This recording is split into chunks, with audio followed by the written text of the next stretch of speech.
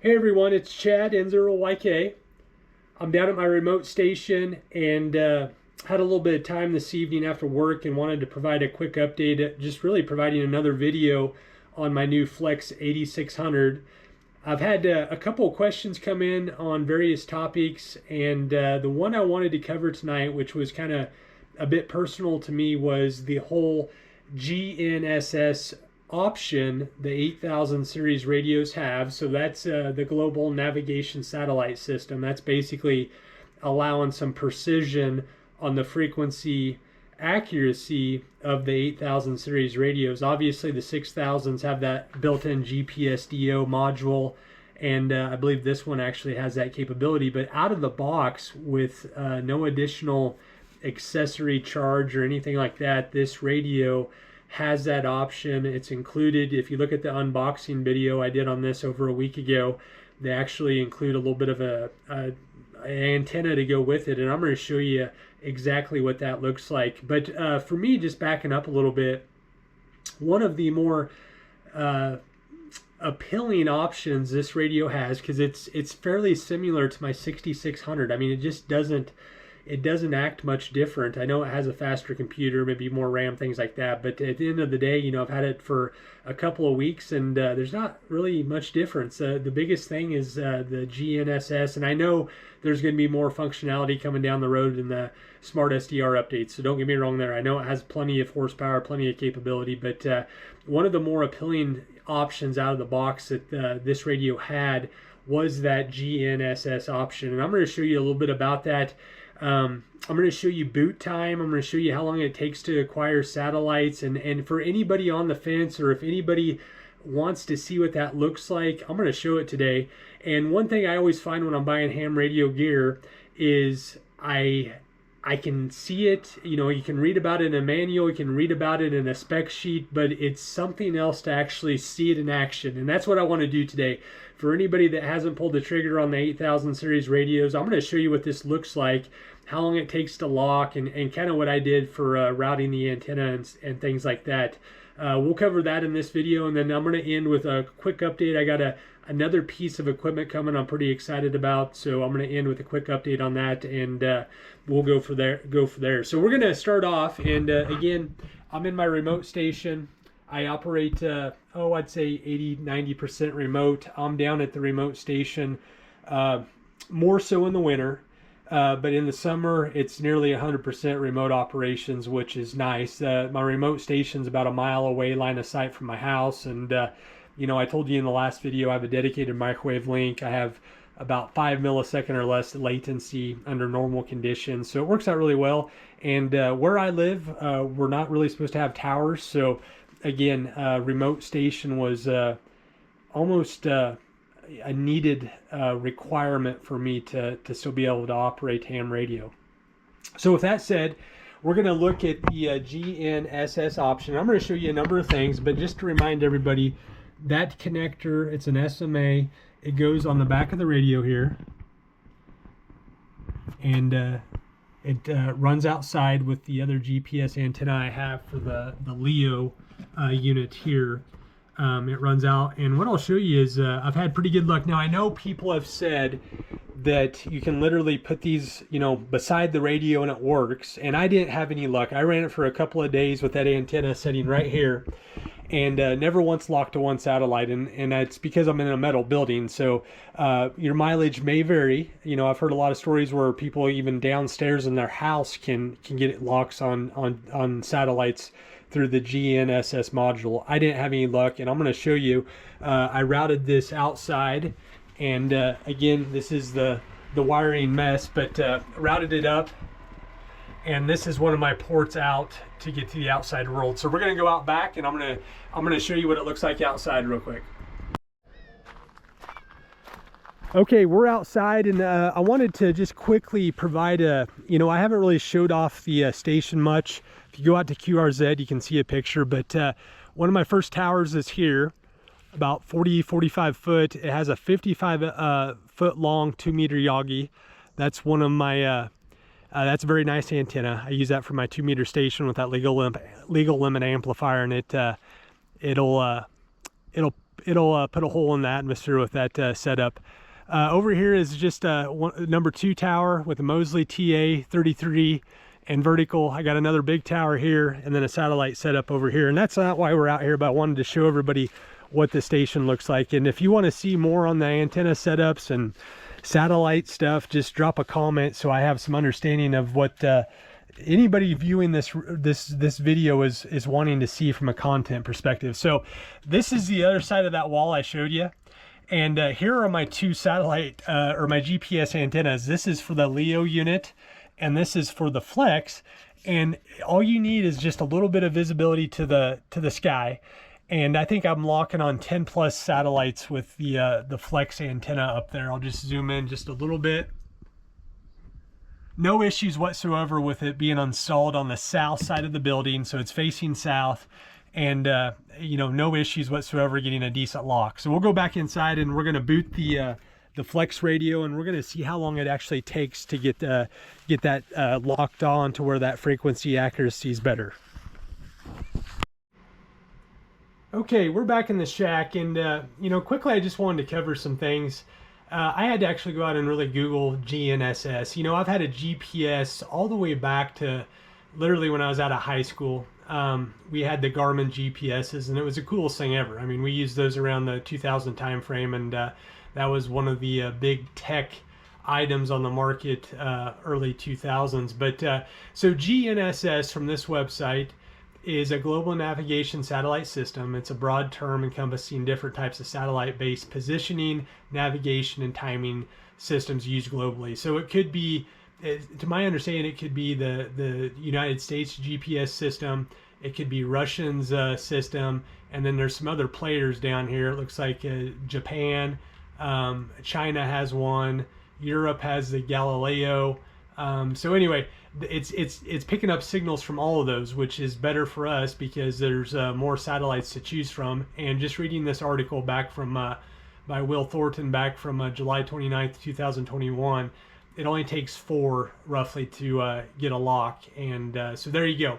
We're going to jump back to my screen, and this is the screen I use, that Shelly board. If you watched my first video, this is the screen I use to control you know, garage doors, hot water heater, all this stuff, the Flex, all the coaxial relays, my 1296 amplifier, my legal limit 2-meter amplifier, rotors, all that stuff is controlled with this Flex board, or this Shelly board, and it does a really good job. So we're going to go ahead and kick on the 8600. Then we're going to minimize this, and then we're going to pull up the software here.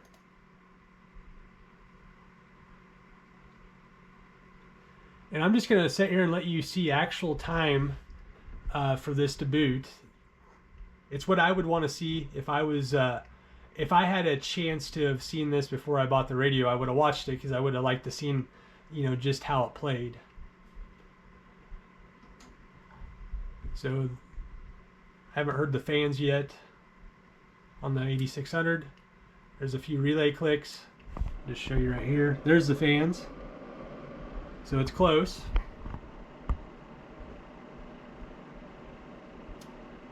I still don't think it's that much faster than the 6600. So if somebody can prove me wrong, please let me know. All right, so we go to settings, we go to radio, and let me try that again.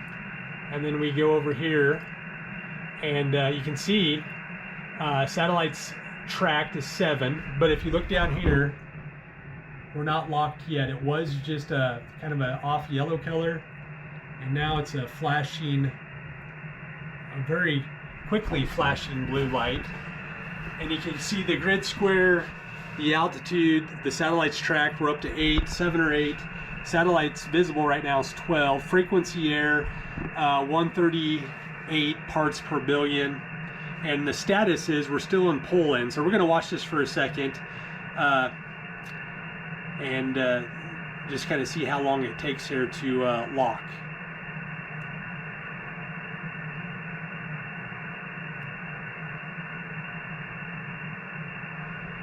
The status down here is still a fast flashing blue light on the GNSS indicator. We're at 8 track satellites, 14 visible. And you know, one thing is we're waiting for this to lock. you know, I wonder if the antenna was in a better spot. Say it was, instead of looking towards the horizon, it was looking towards the sky, more so towards the sky, you know, would it lock quicker? I don't know, but it has a nice ground plane behind it, and I don't think with the metal building, I don't know that the signal's really the issue. It's probably just the triangulation and all the other mathematical calculations going on behind the scenes to get this to lock.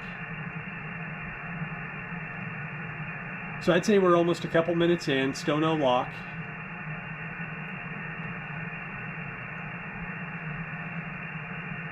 And I've never timed this, but it does take a little bit to get it to lock. The GNSS indicator on the bottom right-hand side of the software is still quickly flashing blue. Oop, we locked. Okay. So there we go. Satellites tracked 8, satellites visible 17.